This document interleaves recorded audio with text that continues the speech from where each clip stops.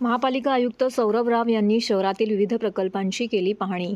ठाणे महानगरपालिकेच्या सर्व विभागांच्या कामकाजाची माहिती घेतल्यानंतर महापालिका आयुक्त सौरभ राव यांनी महापालिका क्षेत्रातील प्रकल्पांच्या पाहणीस सोमवारपासून सुरुवात केली। या पाहणी दौऱ्यात आयुक्तांनी सीडीसी देशमुख प्रशासकीय प्रशिक्षण संस्थेसही भेट दिली। ठाणे महानगरपालिका क्षेत्रात सुरू असलेली विविध विकास कामे सुरू आहेत त्यांची पाहणी तसेच भविष्यामध्ये शहराच्या दृष्टीने जे नियोजित प्रकल्प सुरू होणार आहेत त्यांची माहिती घेणे हे या दौऱ्याचे प्रयोजन आहे। शहरातील वाहतूक कोंडीची समस्या लक्षात घेऊन त्यावर काय उपाय करता येतील याची माहिती घेणं हाही या पाहणी दौऱ्याचा उद्देश असल्याचं आयुक्त राव यांनी स्पष्ट केलं। या पाहणी दौऱ्यास आनंदनगर कोपरी येथून सुरुवात झाली। ठाण्याचे प्रवेशद्वार सुशोभीकरण योजनेतील दीपस्तंभ यांची आयुक्तांनी पाहणी केली। दीपस्तंभ अधिक प्रकाशमान असावा आणि त्यांची नियमित देखभाल केली जावी अशी सूचना आयुक्तांनी केली।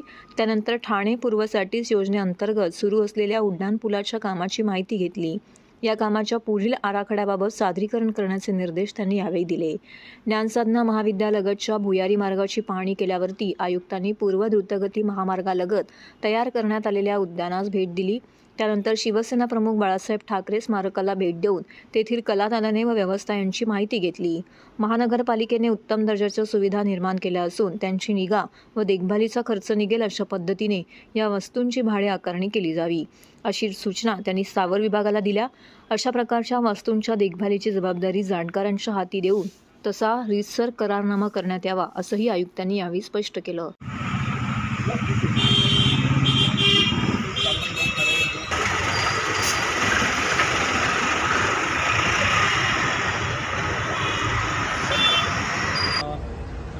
आजचे जो दौऱ्याचा उद्देश होता तो मुख्यतः ठाणे महानगरपालिका क्षेत्रात जी विविध विकास कामे चालू आहेत त्याची एकदा पाहणी करणे। याच्या व्यतिरिक्त भविष्यगामी बरेचसे नियोजन आहे सिटीसाठी, त्या प्रकल्पांचा स्टेटस काय आहे त्याची माहिती घेणे।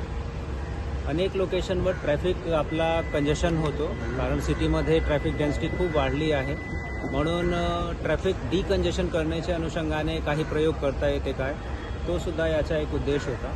आणि तसेच क्लस्टरसारखा आपला खूप महत्त्वपूर्ण एक आपला प्रकल्प चालू आहे। सो क्लस्टरचा जे हा प्रकल्प आहे त्याची स्पीड काय आहे किंवा त्यामध्ये काही अडथळे आहेत काय, महानगरपालिकेकडून काही कारवाई जी अपेक्षित आहे त्याच्यावर निगाह टाकणे हा उद्देश होता।